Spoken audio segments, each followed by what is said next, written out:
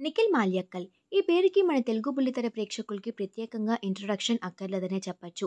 స్వతహాగా కన్నడ అబ్బాయి అయినప్పటికీ మన తెలుగు ఇండస్ట్రీకి స్టార్మా ఛానల్లో ప్రసారమైన గోరింటాకు టీవీ సీరియల్తో ఎంట్రీ ఇచ్చారు. ఈ సీరియల్లో నిఖిల్, కావ్య కలిసి నటించారు. ఆ సీరియల్ సూపర్ హిట్ సక్సెస్ అందుకుంది. అప్పటి నుంచి కెరియర్లో వెనక్కి తిరిగి చూసుకునే పని లేకుండా వరుస ప్రాజెక్ట్స్తో అందరినీ అలరిస్తున్నారు నిఖిల్.